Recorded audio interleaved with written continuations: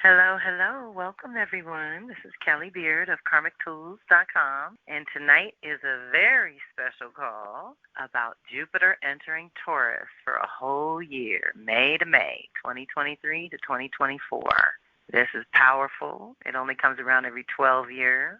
For my fixed babies, Taurus, Scorpio, Leo, Aquarius, this would be part of your every 3-year pivot points, getting us activated in our fixed departments. Even if you don't have planets, you do have these areas of life ruled by these signs. So we're going to go deep into what that means, what it is, how to work the energy, and the magical activations coming up, and some really fun divinations at the end. And we have a juicy meditation. I noticed I haven't been doing the drum journeys on this, but that's okay. We're going to mix it up, y'all. But the meditation is going to be real juicy. It's called Threshold to Birth, and it's out of my Tarot of the Spirit by Pamela Eakins. We love her. But right now, let's open to receive. Hopefully everyone's getting in and getting settled, getting comfy, opening to receive.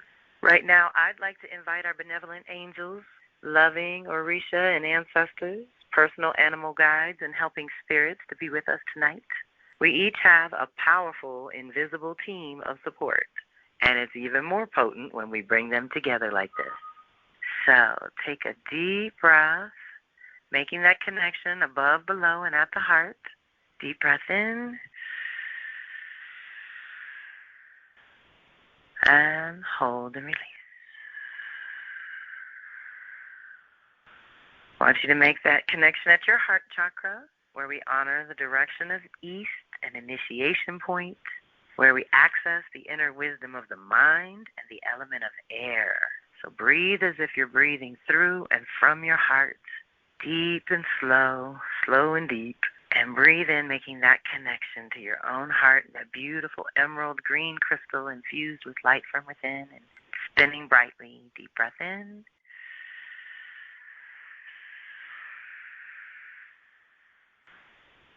And hold and release. Come on down to your solar plexus, where we honor the direction of south, a culmination point, and where we access the inner wisdom of the spirit in the element of fire. So make that connection at your power center, your sense of self and I am presence within you, your favorite shade of yellow or gold infused with light from within and spinning brightly. And take a deep cleansing breath in right there. Deep breath in.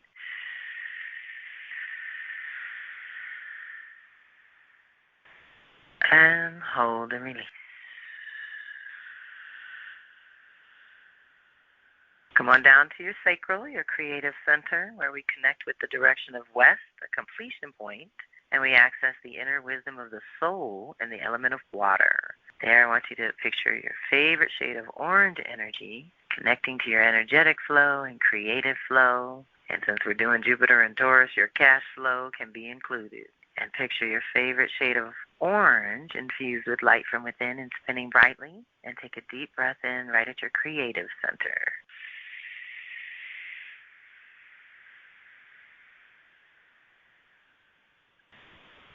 And hold and release.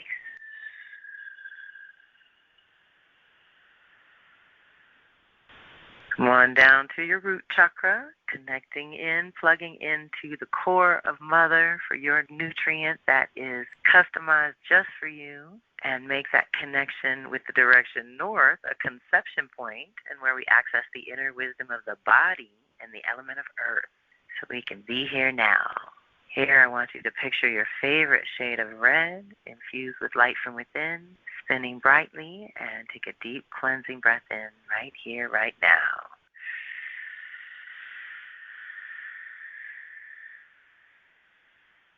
And hold and release. Okay, welcome, welcome everyone. This is a big night. Anything with Jupiter is always big. Jupiter is one of my favorite planets. I have a Sag rising, so it rules my whole entire chart. So I follow this 12-year cycle really closely. That really does have 3-year pivot points that we should start to learn to feel into and pay attention to, because when you do, then you can actually prepare for Jupiter's expansion and blessings and all the things we're getting ready to talk about, what it's good for. All of that good stuff we can get in rhythm with these cycles, and it's a powerful exercise to do that. Now, starting at the top, Jupiter rules our consciousness and our belief systems, our code and philosophy of life. And so it is the part of us that expands and opens up to the many possibilities. And we know that Saturn's the counterbalance that brings us into the physical reality and how we would anchor something in form. So they are a little bit of a tag team, and we work with them together. But every time Jupiter moves into a new sign, there's a new lesson.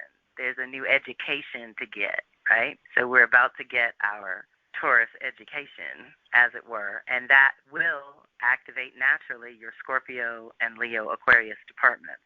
So we want to be prepared for that as well. Now, before I get too deep into it, I guess I should say this. Overall, you want to remember my philosophy about the rhythm. We process, choose, anchor. With the energies of the signs, Aries through Pisces, we have Aries, Libra, Cancer, Capricorn, that rules our turn of the wheel, winter, spring, summer, fall. At those points, there's always choices and changes and challenges and things to do and movement, lots of movement and action during the turn of the seasons.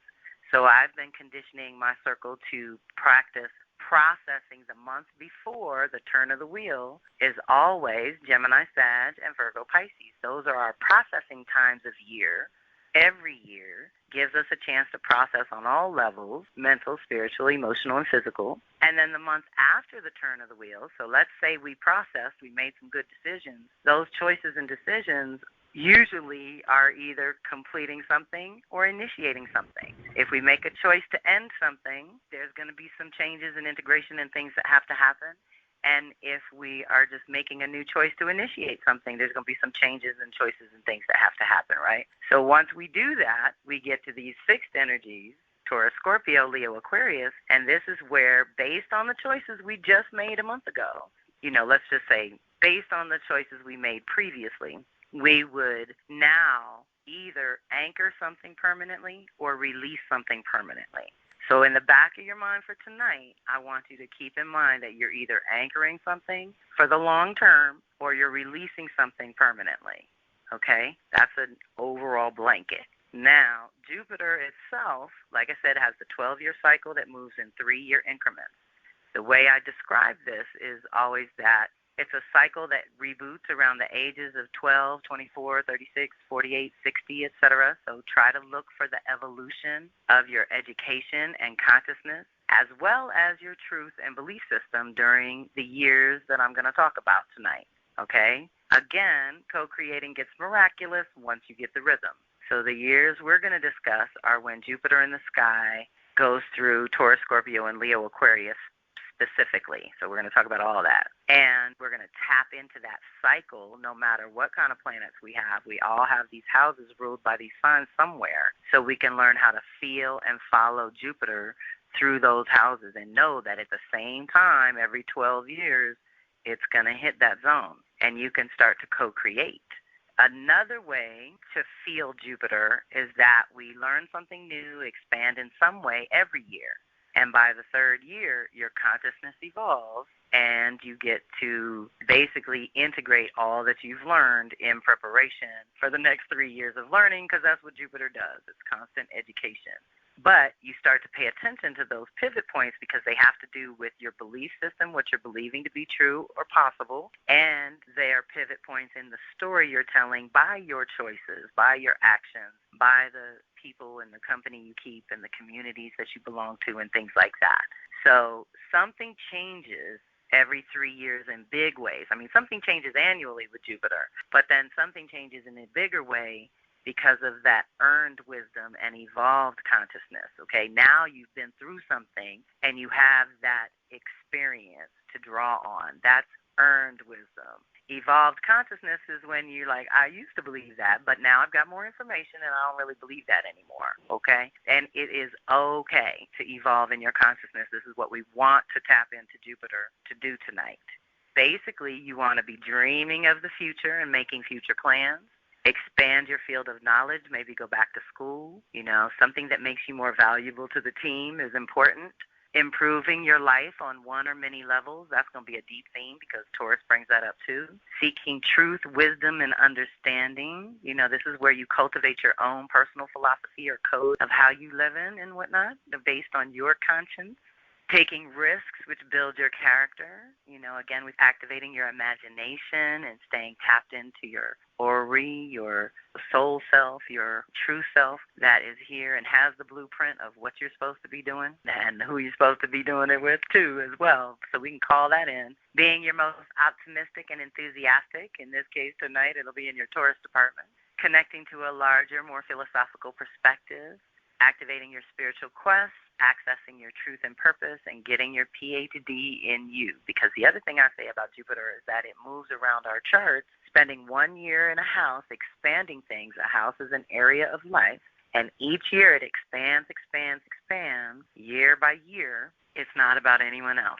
It's all about you. It's your consciousness. It's what you believe to be true or possible. So we're very mindful of Jupiter coming through. And the shadow of Jupiter coming through is always that overexpansion and exaggeration and excesses of all kinds, right? It's being unrealistic, and in humans it shows up as self-righteousness. Folks who want us all to believe what they believe, and that's not always true. Or, we get to choose in this world. We get to honor our own experience of what is real and what we believe to be possible. But the biggest thing is that blind spot. And many of you that have been around for a while have heard my Kelly's prayer is, thank you, God, for revealing my blind spot in time to cultivate a positive, effective response. Because of my Sag rising, I would always ask Spirit to reveal my blind spot. I knew I had one, but then it would always happen in the 11th hour, and I wouldn't have time to really do what I had to do it a better way. So that's when I started praying. And then that's years, y'all. That's a prayer that's like almost 30 years old, for real. Now, I'd say about 10 years ago, Spirit amended that prayer and was like, hold up, this time it's not a blind spot. It's hidden potential. So all night long, those two words should be in your notes too. Is this a blind spot that can hurt me or trip me up? Or something I'm missing that I need to know, some need-to-know stuff? Or is this hidden potential that I'm about to miss the opportunity, the possibility to expand, right? So let's be mindful of that. And then with our Taurus energy, Taurus is the lesson of proper values, moral, spiritual, emotional values.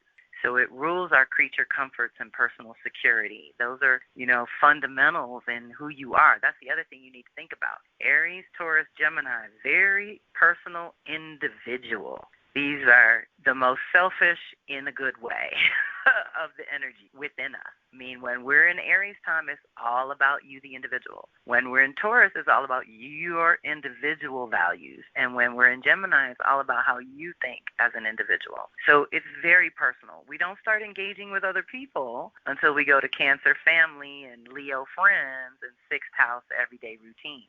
So for this corner of the world and for this timing, we just came out of Jupiter in Aries, which activated a whole real big 12-year cycle. Now we're starting another 12-year cycle from Taurus to Taurus. And that, again, like I said, you're going to want to follow through your own chart, knowing where it is activated. And that will be part of your post-call goodies to tell you where Taurus, Scorpio, and Aquarius are in your chart. So you will have that information to do your prayer work based on everything else we talk about tonight. So here's the other thing about Taurus that I bring up for the fixed signs is the self-love, self-worth energy and issues and lessons and shadows and all the things that come up around our self-value and self-worth. It's so critical to check in there on a regular basis because that is what I see the most, is that we put ourselves on the back burner so long, or we deny our potential or our truth, the story we want to tell, but we never get to tell because we're so obligated to these other things, or survival mode, which is a big shadow in Taurus as well. It's important for us to be checking in regularly so that we can upgrade regularly, okay? There's something to that. I'm very proud of the fact that I came from seriously humble beginnings and have upped my level every stage. At every age and stage of transformation that I've gone through personally has led me to better levels going up, not going down, not sliding backwards. My days of repeating big mistakes like home and work and self and other personal things, those are long gone, y'all. Now it's deeper. It's deeper. So being mindful of where you're at, what's your level right now, and where would you like it to be? Where did you come from? Give yourself some credit for that as well. So when I break it down, especially for anybody new dropping in or catching this replay on YouTube or my podcast station, Taurus is the self-love, self-worth that has to do directly with our creature comforts and personal security, food, sex, money, the things that we absolutely need to survive, okay? Food is quality nutrient. This is what we're going to talk about tonight, how to improve your nutrient. What I have found when I hear the mythology, and I'm sorry, I can stand on that one, of it being too expensive to eat healthy is utter nonsense. It's 10 times more expensive to eat fast food every day than it is to invest your money in quality food that'll last you all week. So thinking about how you do your food, thinking about how you were raised and how you were trained to do food, because there's a lot of conditioning. Again, remember, food, this is some innate primal stuff, y'all. Food goes way back. So we got DNA things and ancestral patterns to deal with and all that kind of thing. And Taurus, part of Taurus's shadow, is past lives of famine, being the sacrificed child where a mother didn't have enough to feed all the children, or things, just crazy things like that, where food just wasn't enough. So we come into this lifetime in our Taurus department kind of hungry for something. And when there's an imbalance and there's a shadow, we call that the hungry ghost, because we're hungry for something that we think we want, we go after, we get it, but it doesn't really feed or satisfy. So we don't want to do that. But the correction, or let's say the light version of expressing our self-value would be to do your quality nutrient. Now, that being said, I would also say how you eat. My husband is a Taurus, so food is absolutely number one for him. I have a lot of Virgo. I do a lot of intermittent fasting, y'all. I don't care about food. I don't want to even stop for food. I love all my spiritual work. I love being in my other dimensions. And for that, I got to be a clear channel. And food blocks all that. So being mindful of how you do food and what's natural for you. In the beginning, we judged each other. He judged me for being the way I am. I judged him for being the way he is. And we finally let that shit go because it's our nature. So do what's natural. Taurus is also going to make us be natural about it, right? Do what's natural for you. But in the self-worth, self-love department, are you getting quality nutrients? Sex or intimacy or touching, like babies will die if they're not hugged or touched. We human beings need to be touched. And the little 5%ers that don't want to be touched, and God help us after COVID, nobody's going to want to be touched. It's tricky, but it's also, again, a primal instinct for us that is very natural. And when we don't get enough of it, we are imbalanced. Real talk. I used to look at my teenage son and be like, I know you imbalanced, but you better go to the gym or something and work it out, because our body work is really important. That's going to be a big piece of tonight as well. So think about your level of personal security and creature comforts, and again, how you've gone through that. Across from Taurus is Scorpio, personal power. How many people feel like they can create something from nothing? Because we also talk about Taurus being the garden and Scorpio being the breath of God that breathes life into that garden.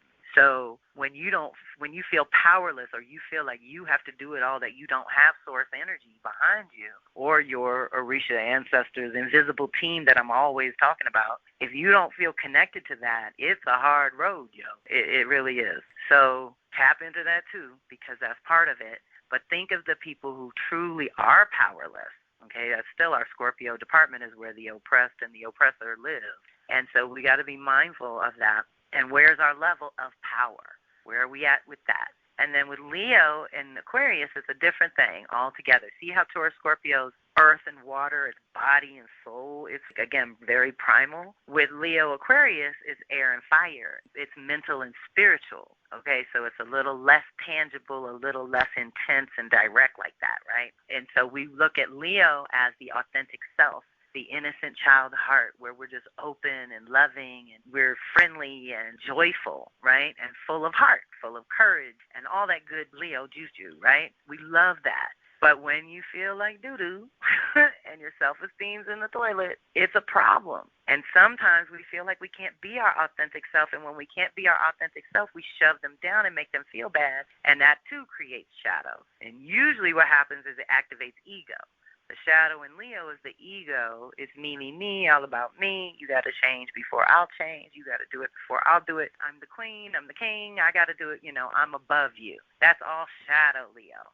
That's a very insecure energy. That's when they don't know who. That's always the telltale sign that they don't know who they are, because it's that energy I'm always talking about too, of Leo, that wants to look the part but not be the part. Okay, they want to have an appearance of power and whatnot, but not actually have that leadership quality that Leo's capable of. So let's check in there. Do we feel like we can be ourselves at home, at work, in the street? How's that going? And let's tend to that, because, again, when Jupiter expands one area, it's going to activate those other three in special ways, and we're going to talk about that. Then Aquarius is your unique contribution. And so think about what that is.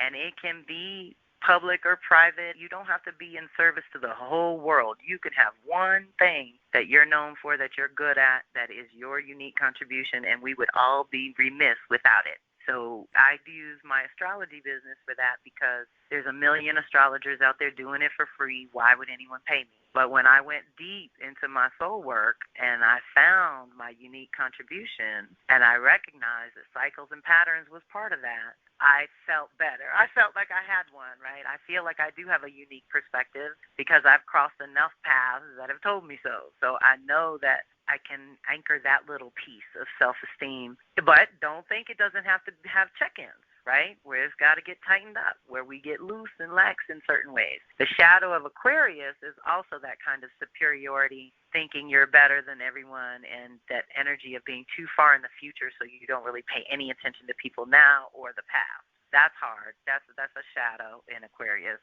So let's just be mindful of the whole self-love, self-worth thing and how it shows up in our body, mind, and spirit, and know that Jupiter is here to help us improve. And anything that's going on, if life really stinks, it could make that bigger, right? Because it makes everything bigger. But if you're focused on the goodness and what you're cultivating in Taurus, we're going to get to that, where we put them together now, Jupiter in Taurus, and what to do. We're basically got to activate a new narrative and tell a new story, okay? It's time to research and do a little self-discovery, do a little deep digging, activating your higher self, accessing your higher purpose, dreaming big, activating that bigger vision, nourishing that big dream. Okay, so think about it as development, something that has a beginning, middle, and end. It's a process. This is not going to be, we asked for it and we got it in 2 seconds. That's not how manifesting even works. With Jupiter, we're shifting our consciousness. If we shift our consciousness, then our choices change. And when our choices change, then our results change. Okay, so choices and consequences, we don't get out of that, good, bad, or indifferent. So we want to be mindful about that. Yeah, again, with higher learning and education, what can you do? What little certificates can you get? I'm working on a mystery school. I think I'm going to start Sacred Earth Mystery School. And if Nasa's on here later, tell us the name of the university. I got to retain that name of her new. It's a spirit university. We're realizing that if organized religion is going out the window, then learning these spiritual practices is going to be something that people want to do. And for me, it's all, of course, the earth medicine based. But activating that next level, essentially, is what Jupiter really brings in. And it's time to apply what you've learned in the last 12 years. What have you learned? And what have you researched and developed? What have you cultivated over that time, 3, 6, 9, and 12 years? So we can look at those years in a second, but I want to lay on the table sort of the energies first. We are activating or expanding our vision, and we're cultivating a workable belief system. Okay, this is where we're going to get practical about what we believe. Taurus is very practical. Simplicity is the way. If you just have to say a little prayer every day, light a candle with a glass of water, boom. No props, no payments, no people. You can go straight to source energy that way. You're going to find ways that work for you that help you simplify life so that you have more value, more comfort, more security in things. We want to stabilize and nurture our consciousness like a garden. We want things growing in that consciousness that grow well together. Now, doom scrolling ain't going to help that. Being online 24/7, having gadgets and digits and all kinds of stuff. I have to get under the sky, y'all, to downregulate my system from all this computer time that I do. I love you and I want to connect with everybody, but my Virgo parts needs nature to process and integrate what's even coming up for me, because I'm right there with you processing these energies, learning and growing with you. So tap into that zone of like, what did you believe and what story were you telling 3 years ago, 6 years ago, 9 years ago, 12 years ago? We're going to talk about what those years exactly were. The shadows we got to be mindful of is excess fanaticism, being overly optimistic, watch that blind spot, watch extremes, indulgence, stubbornness, or impatience. Now, I've historically known Taurus to be the most patient energy there is, because they like that slow and steady wins the race energy, right?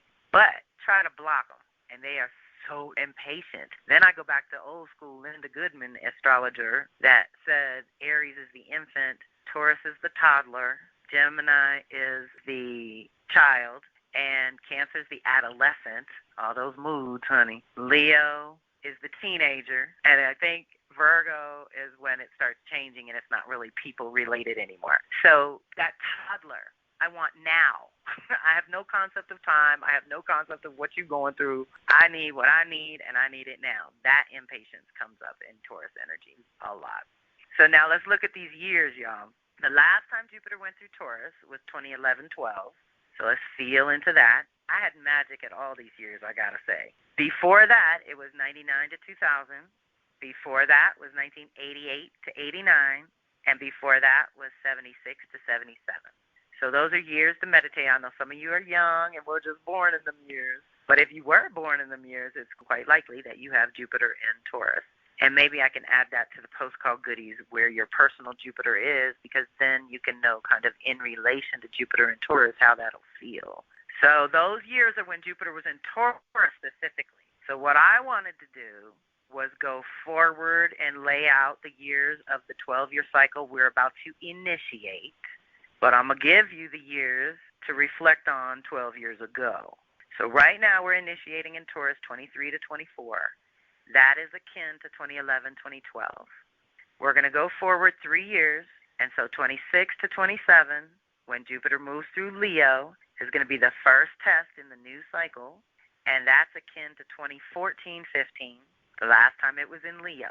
Then we're going to go forward another 3 years, 29 to 30. When it moves through Scorpio, we're going to have the integration period in the cycle, where we're 180 degrees from now. And the last time it was in Scorpio was 2017, 18. And when I saw that, I was remembering that Venus also retrograded in Scorpio in 2018. So that's a lot of energy for the two benefactors that kicked off then and changed a lot of things, because Scorpio is the 0 point of possibilities, and a lot of us went back to zero to start from scratch and come back up. Then we're going to go forward another 3 years, 2032 to 33. Is when Jupiter will move through Aquarius, and that'll be the final test in this cycle that we're initiating now, and that's akin to 2020, 2021. So remember, when Jupiter went through Aquarius in 2020 to 21, Saturn was there, and they linked up and kicked off a big social cycle. Okay, truth and purpose came together in Aquarius. That was a very big deal, but that was also the final test in the fixed zone of this cycle that we're getting ready to initiate again. So think about those years, those pivot points in fixed energy. Think about your self-worth and self-esteem during the years, 2011 to 2012, 2014 to 15, 17 to 18, and 20 to 21. What was happening? What were you anchoring permanently? What were you releasing permanently? How was your consciousness evolving? What were you learning? How was all that going, and how can you do it differently going forward? How can we do this better? Again, how can we raise the bar and get better? Now, one thing I want to explain first real quick is the cycle and the rhythm, because I should have said that first. Initiation, first test, integration, final test. The initiation and integration are related.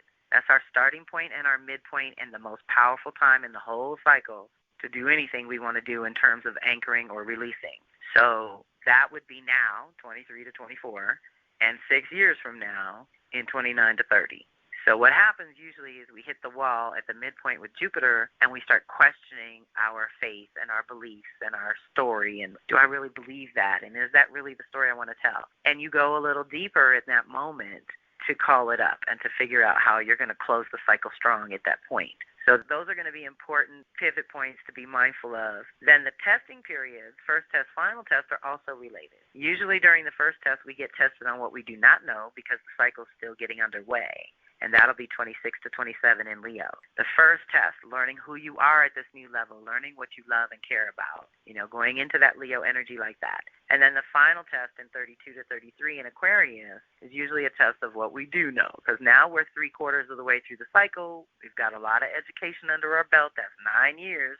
So now it's bringing out, again, your kind of unique contribution or the community. Aquarius rules the community to which you belong or you lead or you whatever it is that you do with other people. So that's going to be a very big deal. And you might want to think about what happened in 2020 to 21. For me, I was getting ready to go into the world. I had scheduled 4 retreats in the year of 2020, and 3 out of 4 had to go online, and 1 got canceled. Because I've been online, y'all. Most of you know. I've been online since 1999. So I had my 20 years of fun online. I'm over it. I'm ready to be in person with y'all. So that was an interesting, break to realign and go in another way with my unique contribution, right? So just thinking about those years and the pivot points and the rhythm of the actual cycle of 12 years moving at 3-year increments and how that goes for you. Now we can pause. And if you want to star 6 and ask a question or tap in real quick before I go to the activations, the divinations, and the meditations. Hello, everyone. So glad to be learning with you all. I took in the chat, I wrote some things down so that I would remember, but I feel like that I am actually both releasing and anchoring at the same time. I'm like defusing and so I don't know what that's all about, but I feel like that's happening. And when you said that blind spots are possible avenues of hidden potential, I feel like that just kind of shook me because I feel like that it's always like that. Like a blind spot is always going to reveal something that's going to give you more access to power. So that was like amazing when you said that. And you are so right about food. It's one of the things that when I worked for Whole Foods Market that I used to always try to really talk to people about changing how they prepare food, because it really is just like a psychological conditioning to actually believe that, but it's very false because a bag of salad costs $3, okay? So you can go to McDonald's or whatever, spend $15, $20 on a hamburger and some french fries and things that are really going to denigrate your system, or you could run into the grocery store and get you a prefixed bag of salad and a banana and some water, and that will actually probably cost you about $5. So I love that.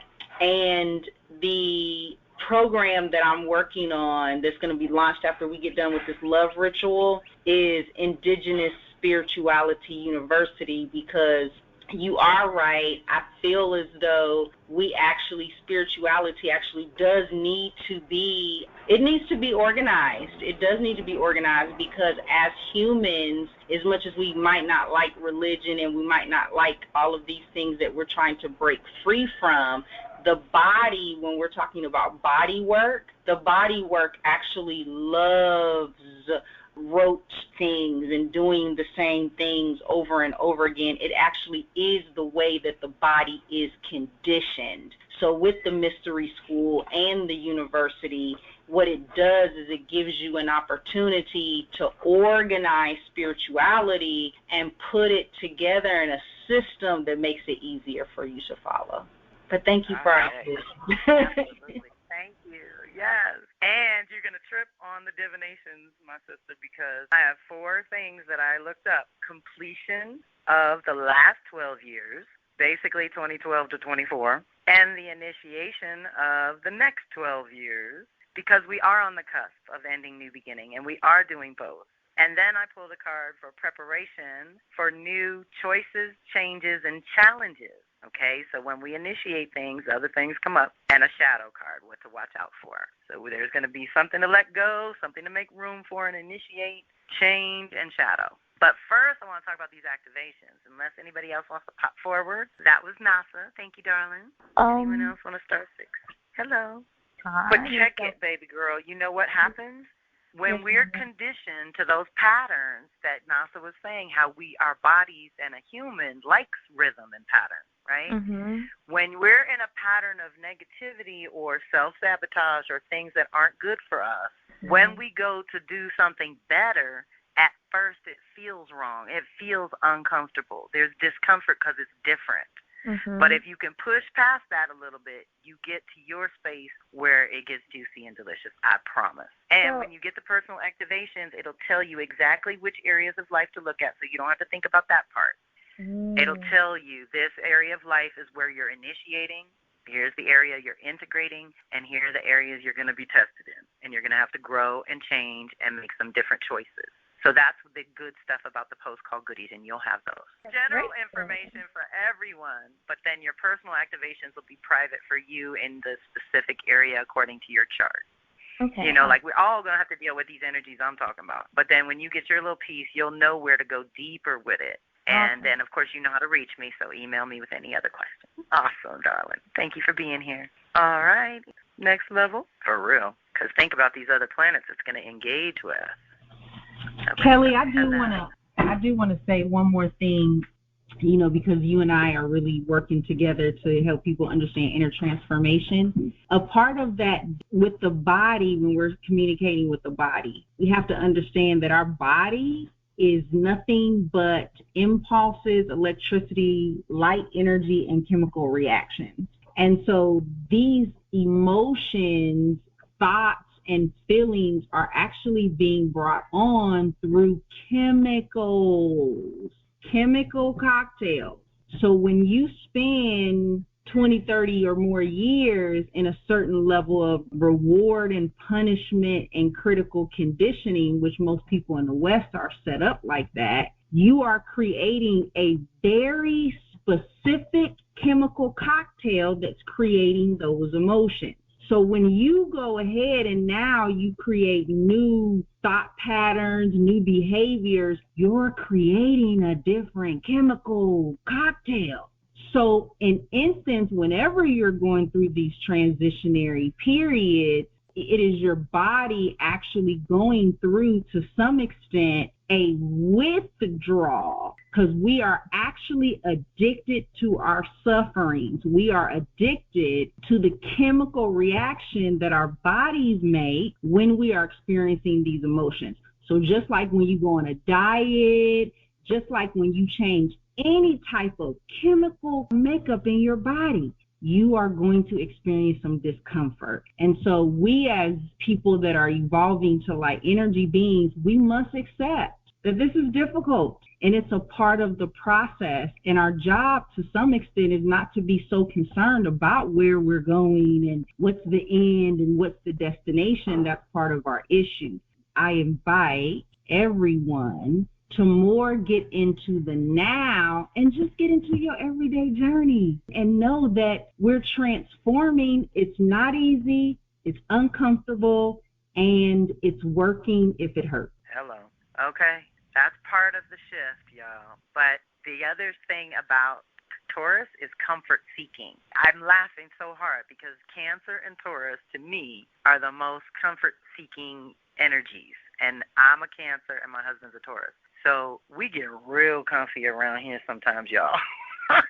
And my backyard is so nice that we don't even want to leave the house because it's so nice here. So think about that. What do you do when you are comfort seeking? What are your personal, unique needs and things like that? What makes you feel comfortable? What makes you feel uncomfortable? And then we'll get into all these other things tonight that will probably feed into what you can do with that, okay? Now, these activations are so juicy because we're talking on May 25th. As of May 18th, that was Jupiter entered Taurus, 0 degrees. First thing it did was square off with Pluto at 0 Aquarius. So we know that this is a whole new day. Pluto's utter transformation, permanent change, things like that. But it's death, rebirth, and transformation, of course, but it's also our soul work. It's our wealth. It's our treasures within that we have to go through pressure to release. Pluto's not bad. We want to work with Pluto. But in this case, we're looking at initiating in Taurus. I can use myself as an example in the 6th house. I'm initiating new routines and rhythms. That's the sixth house of health and well-being and your day-to-day rhythms. But it squares my Aquarius third house, writing, communicating, speaking. So those rhythms and how I think and process my life are having to work together and shift a little bit. And so whatever those departments are for you, that's where that shift is happening. So think about transforming your consciousness. Think about rebirthing your consciousness to believe in the beauty way, in longevity, in generational wealth. This is what time it is, okay? And if you change your consciousness, your ass will follow. I promise. That's how it works. So we're past that as a prayer day. Most of the time, y'all know when I give you dates ahead of time, they are what I call prayer days. When you get to that date, you need to light a candle, put a glass of water, and write out a petition to or with or for that planet and that energy, basically outlining what you want and what you're calling in with this energy. What are you magnetizing and manifesting with these energies? So June 1st is about a week away. This is a big one. This is the second big one. Pluto, North Node, Saturn, Uranus, and Neptune. These are the 5 big ones, but then we got a bunch of little ones that are super important too. But North Node in Taurus is only there every 20 years. Jupiter's only there every 12.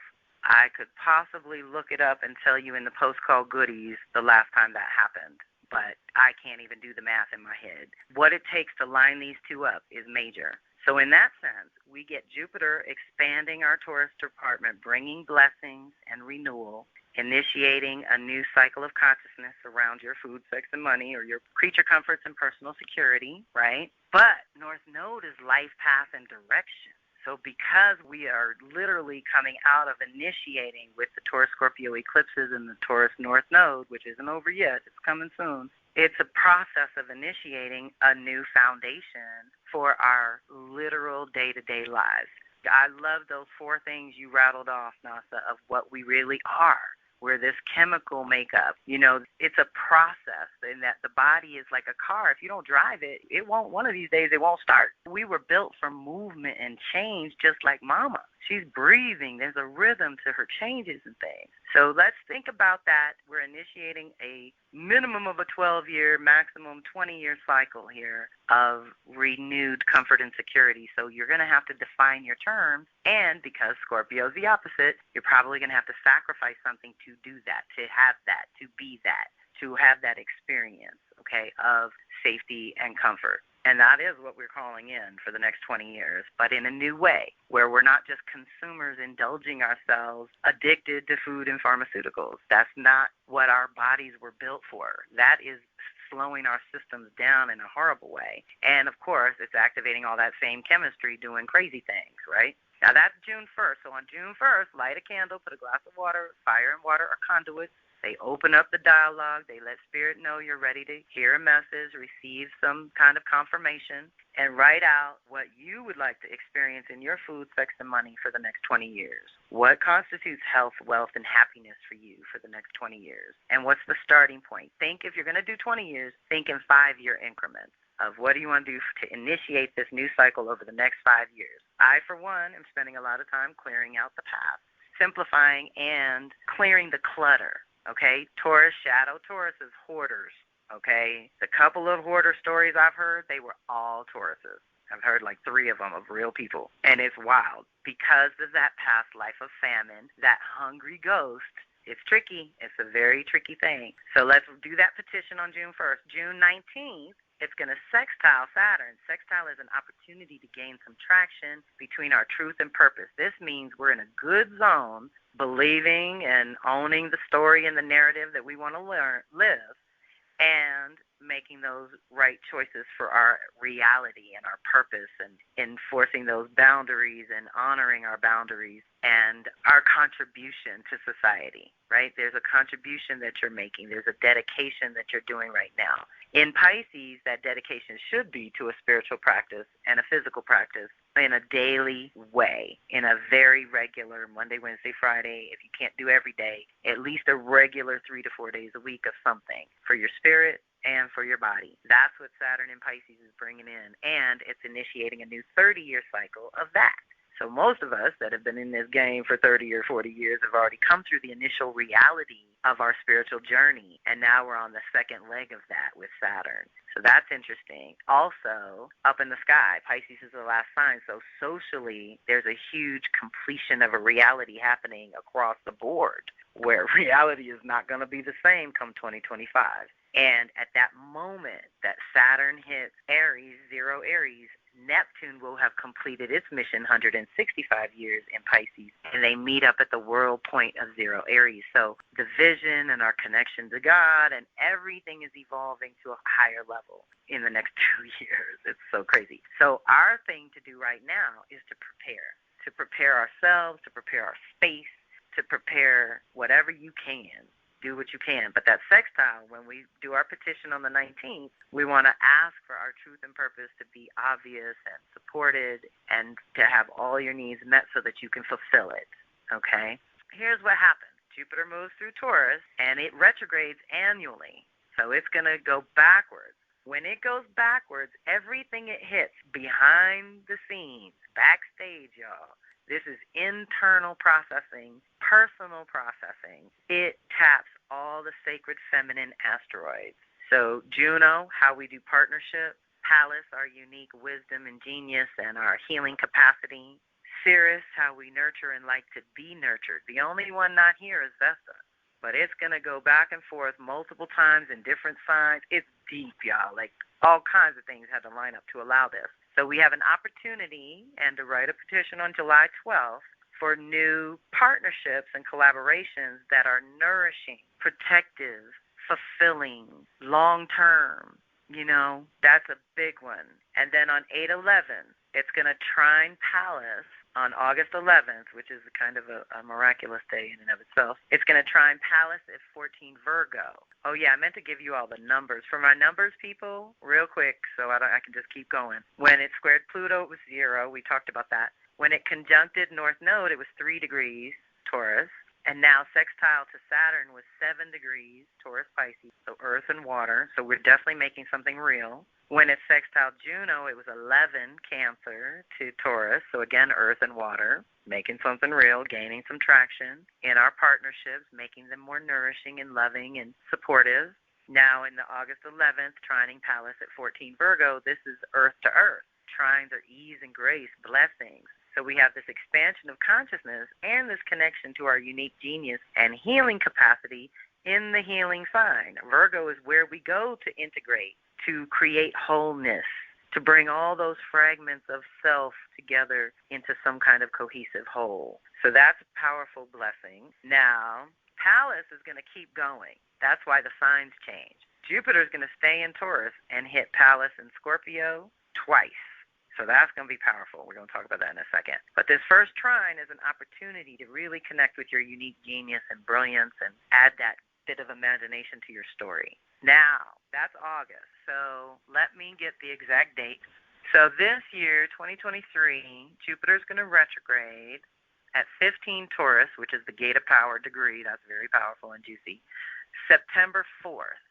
And it's going to go direct at 5 Taurus, December 30th, right before New Year's Eve. So basically 4 months.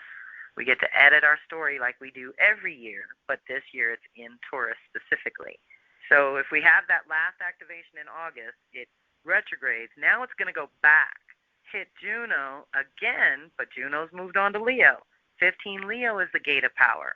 So there's also something to these degrees, y'all, that is a major. So behind the closed doors, backstage, processing, renewing, reviewing, as we renew our consciousness this year, as we integrate all that we've learned in the last year or the last 3, 6, 9, or 12 years, we're going to tap in and backstage look at our partnerships and how we nourish others and how we like to be nourished, as well as our unique genius and healing capacity. So these things are getting extra time with Jupiter. It's juicy, it's powerful, and it's personal, right? Because when it goes backwards, because Jupiter's a social planet, a lot of times the social collective planets, when they go backwards, they give us better access as individuals to these things. So on September 15th, Jupiter to Juno, Taurus to Leo is a square. So that's a challenge to grow out of comfort zone into new territory between your creature comforts and your ego and self-expression. Let's just think about that. Our self-love across the board is going to get challenged to upgrade, and it's completely related to our partnerships and our consciousness, what we believe we're worthy of in partnership. Are we able to be ourselves in partnership? If not, some choices and changes have to happen, right? So Jupiter's just going to help you kind of research backstage, behind closed doors, go deeper into that. September 15th is the day you can write the petition. October 16th is when Jupiter will oppose Sirius, Taurus to Scorpio. So now Sirius is rebirthing in Scorpio our power to nourish and take care of ourselves, to basically reparent ourselves. But it's this creation energy of mother. So Scorpio is the energy of creation. It's so powerful to integrate with Jupiter. What do you want to create? And how do you have to balance taking care of yourself in order to live that bigger vision and to bring in that bigger vision, okay? What needs to happen personally so that you can do other things publicly? That's a good day for October 16th. Then 11/11, which is always a magical day, Jupiter in the sky will trine Juno, and this will be Taurus to Virgo, 9 degrees. So that's a powerful alignment, again, with partnership and blessings, expansion. We do better when two heads are better than one, always. At the same time, Jupiter's backwards, so we're rethinking it. And it should be easy if you're doing what's natural for you, what's healthy for you, and what's sustainable for you, okay? Then we have December 5th, last one retrograde, last one in 23, when Jupiter will oppose Pallas in Scorpio. So it opposed Ceres, how we nurture. Now it's opposing Pallas. So it's almost like we had to get ourselves together, do a little healing and nurturing of self. Now, by the end of the year, we can step into our power and our unique genius and actually have this power of inner vision, inner knowing. You know, Scorpio's the X-ray vision, to be able to see through nonsense and non-essential to the essential, basically. So that's December 5th. And then March 8th of 24, it'll trine Juno in Virgo, again with these powerful, it did it twice with Juno, twice with Pallas in powerful ways, Virgo and Scorpio. So we're healing our power, our creativity, our ability to manifest and create and bring into form and then sustain and maintain the things that we bring in. And then the last two big ones in 24. So 23 looks like personal. God is so good. We're going to be able to get ourselves together, recalibrate everything, so that when it gets to Uranus, which is liberation, awakening, breaking free, 421, that's right around 420, Yay's birthday of next year, Uranus in Taurus, along with Jupiter in Taurus, big. Think of that. Uranus is only there every 84 years. Jupiter's only there every 12. So there's another one. I'm going to have to give you dates of the last time. That'll be interesting. None of us were probably alive for that. So liberation, freedom, awakening in Taurus, your body, your values, again, your creature comforts, personal security. What would be a new level for that? How would you do if you could expand that? Take yourself to that next level and initiate something radically new and different. That's so powerful. And so that's a big prayer day, big prayer day. And then 5/23, 2024, it'll sextile Neptune. Now, here's the thing. 29 degrees is a magical degree. We're talking Jupiter, your consciousness and belief systems. Neptune, your spirituality and connection to God. So deep opportunity. Taurus to Pisces, making things real. Again, with that connection to making things real is so juicy. So this is a process. One thing leads to another thing, leads to another thing. And look at our bookends. At the beginning of Jupiter hitting Taurus, it's squared off with Pluto, telling us we have to transform our unique contribution, the communities that we work with and contribute to, our understanding and definitions of wealth and power. All of that has to change. Ashe. Now it's going to close with an opportunity to dream a new dream, to claim a new vision, to step into that vision because you did the work behind the scenes to recalibrate your nourishment, your reciprocal partnerships, your unique genius and healing capacity, because we do that self-work, that soul work, that internal behind closed doors work. That means we're stronger when we go out in the world to mix it up with other people. So those are really powerful. And the only other thing about activations I want to say is that the chart, the day, May 16th, 2023, that Jupiter entered Taurus, there was a huge Taurus party. Jupiter, North Node, Mercury, not retrograde, Vesta, Uranus, and the Sun. That's 6 entities in Taurus the day Jupiter got there and made it bigger. So we initiated a new 12-year cycle, a new 20-year cycle, a new 5-year cycle, another new 5-year cycle, a new 84-year cycle, and a new annual cycle, just with the Sun there every year, same time of year, every year. So it all landed in the 8th and 9th house for this chart, putting the processes on the 4 corners, so we know that this whole year, even though it's a fixed sign and we're going to anchor or release something permanently, overall, the day it got there meant we are processing some new ways of doing the beauty way, of existing on Earth, of living in our bodies and trying to feel comfortable in our own skin. All of that is a new day, and we're processing and integrating the new levels and the new possibilities. By the same token, it gave us access to the ancestors. That, again, with your invisible team is so critical to recognize because, again, our patterns and the things that we hunger for and some of those things, some of those hungry ghosts are related to our DNA and the things that our families have been through. And so once you find out it's a past life issue, sometimes it's easier to let that go and do things better for yourself. But the idea is to step into your power with this one. This is a stepping into your value, stepping into your self-esteem and self-love and self-worth in a new way, knowing that you deserve the basics of life, the basic essentials, right? So that's a big one. And the 9th house is our consciousness. So as long as we're growing and changing in our consciousness, what we believe we're worth and the value therein is all connected. But we're dreaming up something new partnerships. We're anchoring a new daily rhythm, according to this chart. And we're nurturing our own systems, our individual systems. We're taking care of ourselves better because we want to do more. We want to accomplish more. We want to have more, be more, all that. So in order to do that, we have to fortify and we have to kind of know our boundaries, know our limitations, know our timing. Right timing for you, the individual, is something you want to be able to tap into naturally, organically, because that will always be better for you than anything, let's say, imposed upon you. So, deep breath, the energetic signature that we're walking forward with. Let's look at these juicy divinations. And thank you all for hanging late because these are too good to pass up. And at first I was going to try to just hit some highlights. Here they are. So remember earlier I said I pulled 4 cards, and it really turned into 8 because I had 1 extra for each. I did the pendulum, and it came out that we should consult with the Hoodoo Tarot by Tayana Lee Mikilar. So we love this deck, and Nasa knows it inside out. I just got it in the last year or 2, so I'm still learning.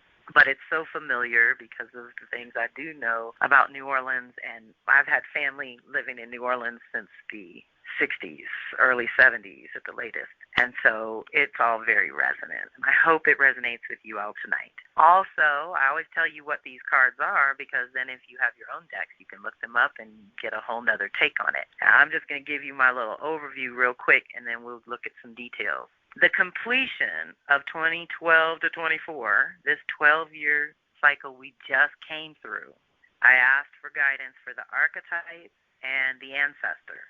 So the archetype is the major arcana, and the ancestor would be the mother, father, sister, brother energies. It got so good just as is. I was going to do an issue, but then that seemed like a lot, and this all really sufficed. So for the completion, we got them bones, judgment, number 20 in the major arcana. Summing up, basically don't judge the last 12 years. Just observe. Just look at what unfolded in your consciousness. Look at how your story unfolded. Look at what you learned and how you can really apply that wisdom going forward. Look at all the things that you no longer believe to be true, that weren't true, that aren't true anymore, whatever it is. Let's look at that. Be very compassionate and supportive of yourself, of your individual self, okay? Hugely important to do with this completion work. So, them bones in this one, that we are being reminded it's time to focus on what you need rather than what you want. Like I said, the bare essentials are up in Taurus. Most likely you will have to make some tough choices, but if you're willing to put your ego aside and do what you have to do, the best possible outcome is guaranteed. Them bones may be reminding you that people are going to talk about you no matter what. no matter what you do. So make sure that you remain in alignment with your own goals, dreams, and aspirations, Ashe. Acknowledge that no one escapes judgment, even if the judge is oneself. Them bones could also indicate that it is time for a more in-depth reading concerning a matter of great importance. This reading will provide relief and solutions to your problems. The bullets say it may be time for an honest self-assessment. Check in with your values and priorities. How have they evolved and changed? What is your reputation? Are you still in alignment with that? Do you still want to be known for what you've been known for over the last 12 years? I don't know. I'm ready to upgrade my reputation. If you want a fresh start, start fresh. The neutral position is no longer an option. Okay, here's another one, y'all. This is another Kellyism that came up a couple years ago when my aunt guy in the family was all in some drama, and she's like, well, you said, and I said, stop the presses right there. I never said shit.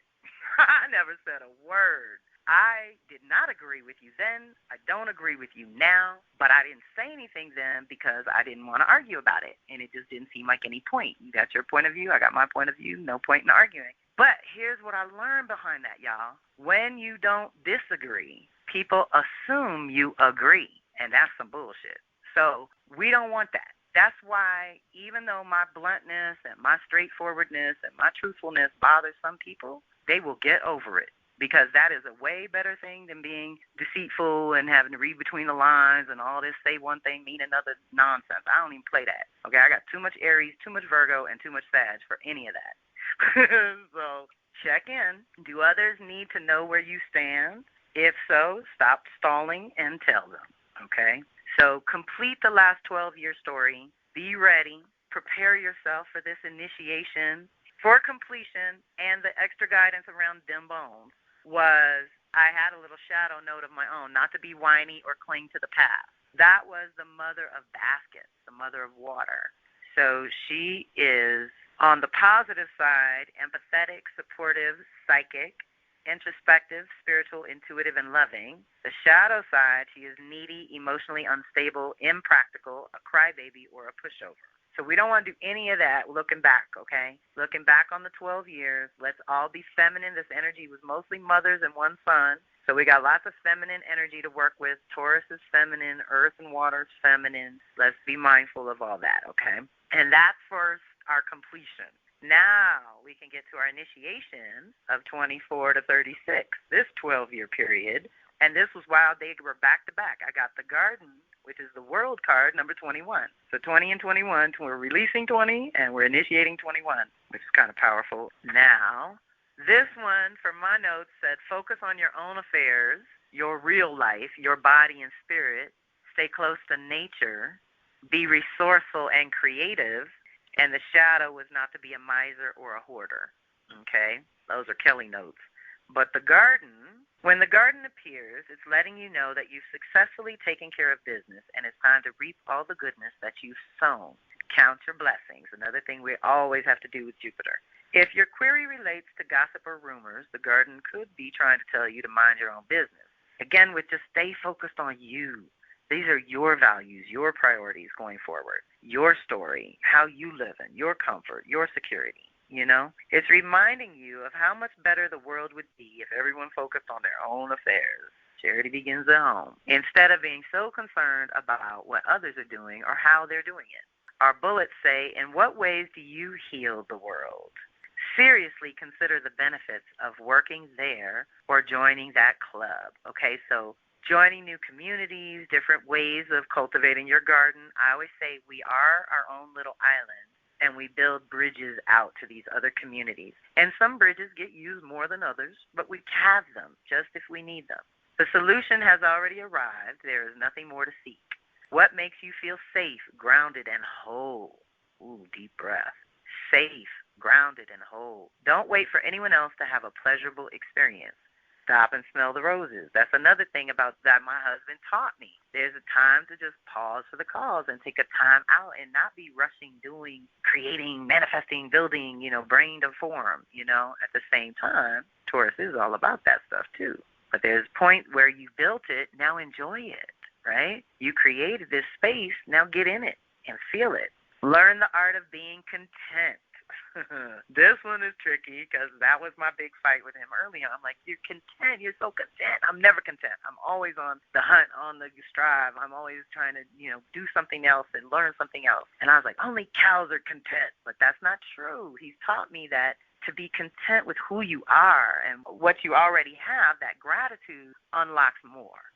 When you're grateful and you bless the house that you have, you bless the clothes that you have, you bless the car you have, that is your direct route to the higher level of it. So deep breath. That's the initiation coming new 12-year cycle. So we want to be mindful of that. So help with the initiation and the gardens was Mother of Coins, Earth Mother in any other deck. So Earth Mother or Mother of Coins, this is to help us with our initiation of the new 12-year cycle and really embodying that garden card, staying in our own affairs, respecting life and our bodies and our physical limitations, getting in nature. So the Mother of Earth can help with that. On the positive, she's an animal lover, in tune with nature, caring, practical, resourceful, body positive, freely expresses warmth, and keeps her word. That's all very good Taurus energy. On the negative side, she is self-absorbed, materialistic, a shopaholic, or a gold digger. So that's the shadow of going all material Taurus, right? Having to have those needs met in a tangible way. And at the same time, there's a value to that. There's a reason that we're going forward with certain commitments and letting certain things go. Now, preparation for new choices, changes, and challenges. We got Bishop Mason, number 5, the Hierophant in the regular tarot. So, deep breath. So when we meet the bishop, we are being asked to be humble and trust the teachers, guides, and elders of the community. This is no easy task in an age when no one wants to be told what to do, and authorities of all types are subjects of deep suspicion or outright hatred. This is especially true if said authorities are representatives of so-called organized religions. While there is excellent reason to be skeptical of anyone attempting to usurp our agency, we should not allow paranoia to become so crystallized in our consciousness that we end up throwing out the baby with the bathwater. Bishop Mason represents the conventional wisdom of any and all societal institutions, be they universities, places of worship, or corporations. Basically, this includes any place with rules, guidelines, rites, and rituals that must be adhered to in order to be considered officially a member of the community. The bishop also represents unspoken rules, as they are often just as important. For example, a person attending a heavy metal concert in well-fitted khakis, a button-down shirt, and a popped collar, and loafers would almost instantly be identified as an outsider. It doesn't matter if the person in the preppy clothes knows the lyrics to every song the band performs.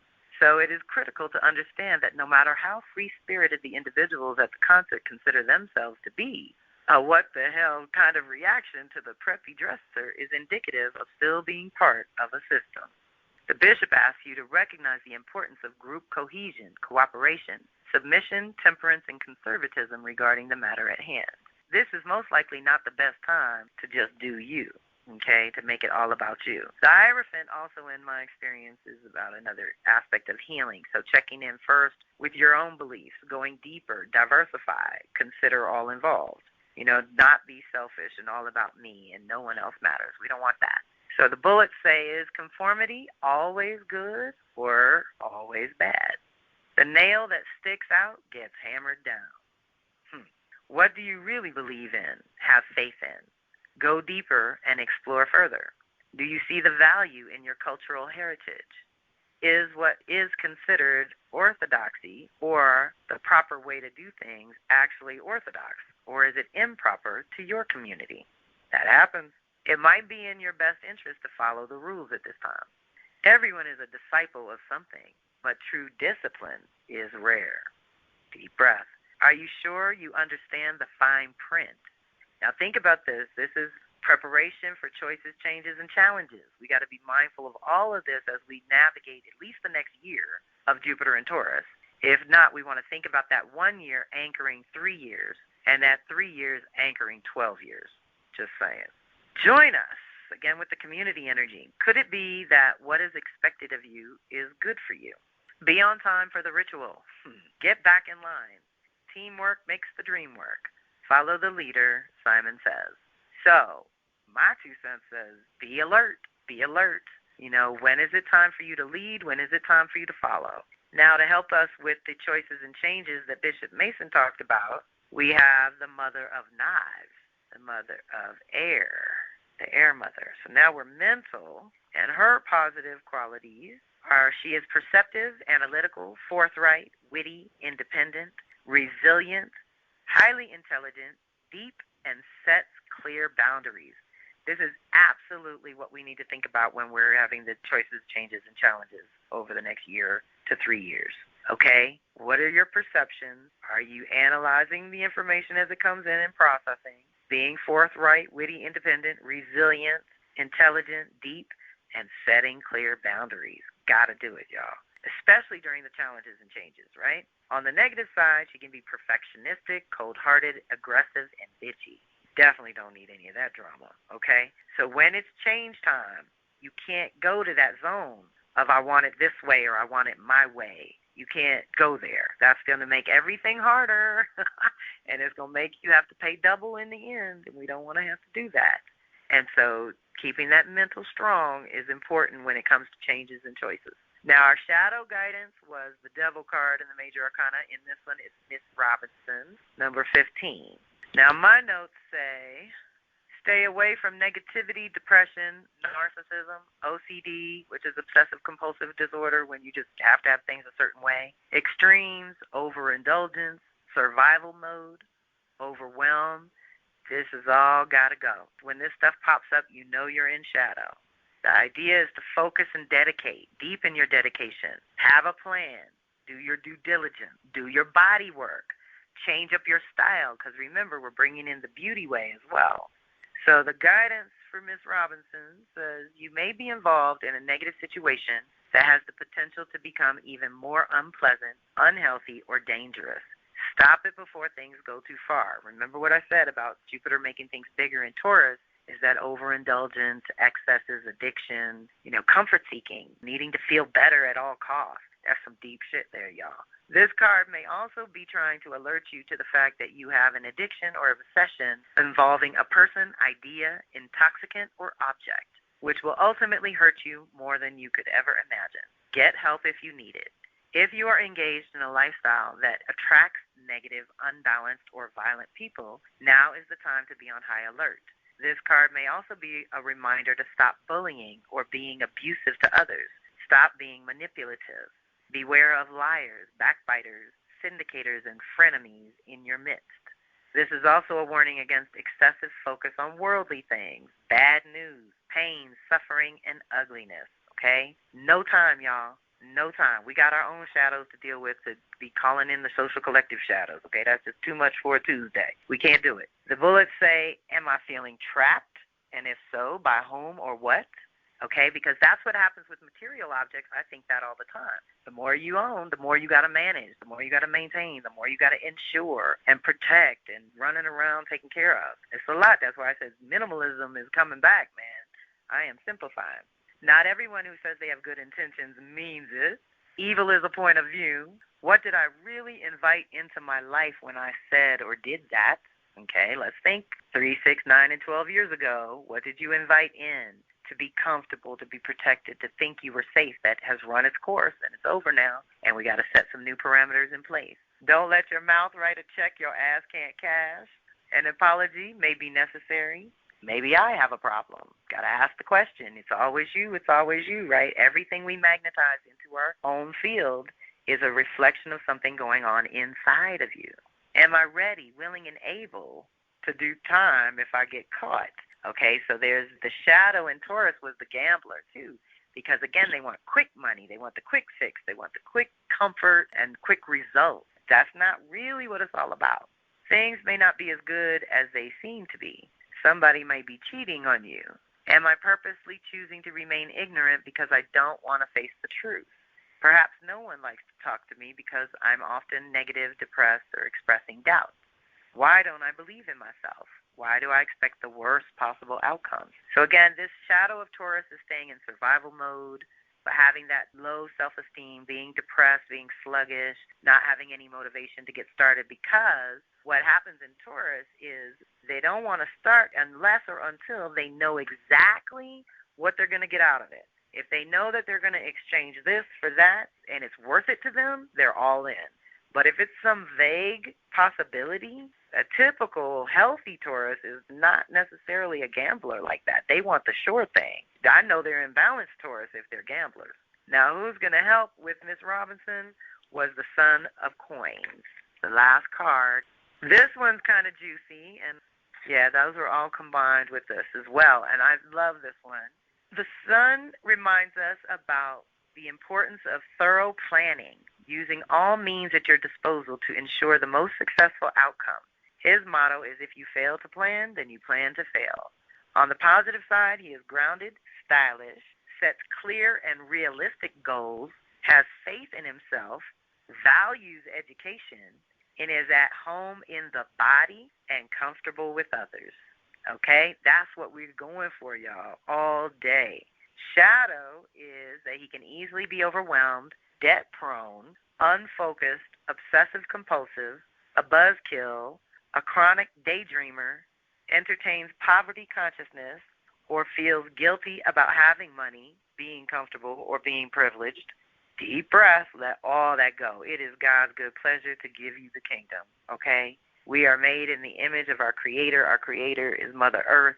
She has provided absolutely everything we could possibly dream of, that we could possibly need. But I do want to dial back in on that debt prone, okay, because this is not the time to do frivolous big expenses, big ticket items. Definitely don't do it during the retrograde. But if it's an investment in your future, that's a different ballgame. That's completely different. All right. Real quick before we do the meditation, anyone want to tap in before we open to receive, and then I'll let you go.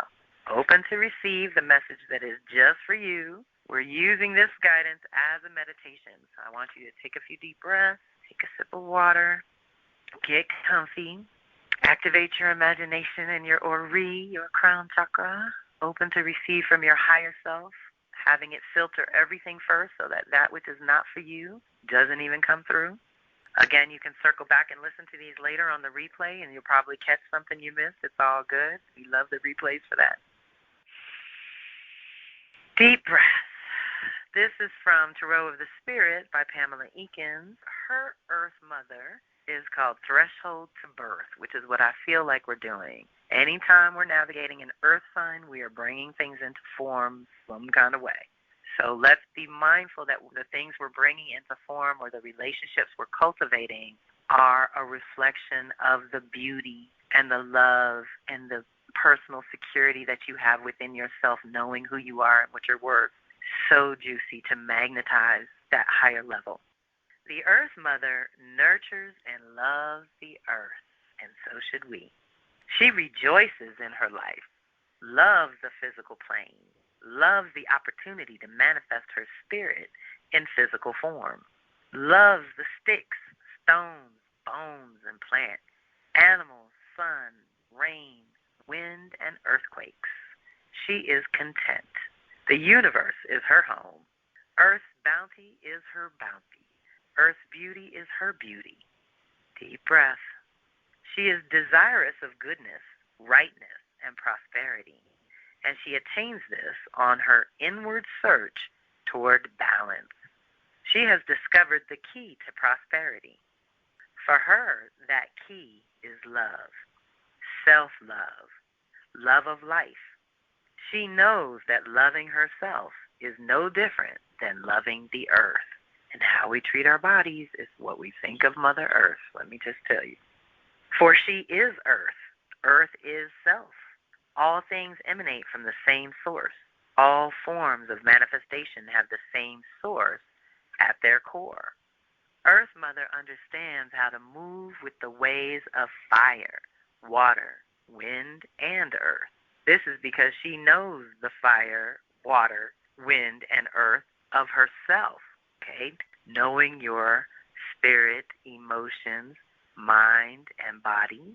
Through careful observation, she has come to understand each element's constructive and destructive capability. through allowing herself to be tamed by the elements, to accept the power of their force. She has learned to control them in return. She encourages their activity, Ashe. Because she serves them well, they are at her command. In this way, she holds the universe, internally and externally, in the palm of her hand and makes it work. But her control is neither aggressive nor possessive. She is highly successful in a calm and passive way, and while she is serene, she is not the least bit removed or emotionally distant from her endeavors. Her compassion is of the highest level, and she is always persistently and diligently involved in every detail of the work required for tending her garden through the passing seasons. Deep breath. That is why her flowers, although they may be temporary or seasonal, are the most exquisite beauty and delicacy. The Earth Mother is dedicated to quality. Through her love and devotion, she can make the desert bloom. She does this through using her instinctive, emotional, intellectual, and practical abilities. Again, with the 4 elements. Deep breath. In a mature way, the Earth Mother appreciates all that which is beautiful and good. She loves sensual pleasure and physical comfort. She is incredibly creative in making her home. Because she is receptive and emanates love, she is wonderful at love-making and bearing and nurturing children, all children, the children of mind and body. She creates for all a joyous life. It is a wonderful thing to be in the bountiful Earth Mother's circle of love. Ashe. The Earth Mother's meditation states that by observing what heaven gathers to itself and what earth gathers to itself, I can understand the inner workings of all that is in the environment, inner and outer, above and below. By carefully observing that which is around and in me, and combining the results of that observation with my own persistence, I will be able to put everything right. Now, for the first time, I wish I had the picture, but I'll put it in the post called Goodies, because they do the card symbology. So when you get to this part on the replay, look at the card. The Earth Mother stands in the cosmic sea, like a water tree, growing up into radiant and infinite circular bounty. Her horned headdress represents the spirit of nature. Her outer robe is the robe of concealment. She is the bringer of material force, which she holds inside. So it's concealed, right? She is cradling material force, nurturing it, training it into form. Deep breath. She appears as a quiet and enduring force, appearing in the darkness of the earth. She is the primal goddess, capable of the greatest transformation. Around the neck of the Earth Mother is the yoke, which first appeared around the neck of the water sisters, Swan. This indicates that the Earth Mother has yoked the forces of nature. In turn, they have yoked her. This yoke becomes her necklace, her decoration, and her jewelry. Deep breath. So, we are nurturing something into development that's going to feed us and other people. That's what's so juicy about following your own path. It's not all about me, me, me. It's just that if you take care of yourself, you're in a better position to help everybody else. That's how that works. You know, deep breath. Self-preservation is not selfish. It is essential, and it's the first law of nature. And any planet moving through Taurus is going to get us back in touch with Mother Earth. And if Uranus has already been there cracking us open, making us aware that no matter how much technology, how much communication, how much computer stuff we do, we're still made of earth dust and stardust. In this body, we've got to function down here. So let's do what we can to set up that good space for those babies to be nurtured and develop into full bloom so they can feed and support you and feed and support others as well. And trust that Jupiter is going to teach you something about your body and your day-to-day existence and your essential needs and what's the difference between a need and a desire type of thing. Is going to be a lot of the filter questions. Is this a need or a desire? Is this a hidden potential or a blind spot? Like, let's use our filter questions. Is this real or imagined? Let's really do that over this year and start laying down the tracks. Again, preparing, not planning. We want to be doing things to get ourselves in order, not just thinking about it, talking about it. So thank you all for being here. I'm so grateful.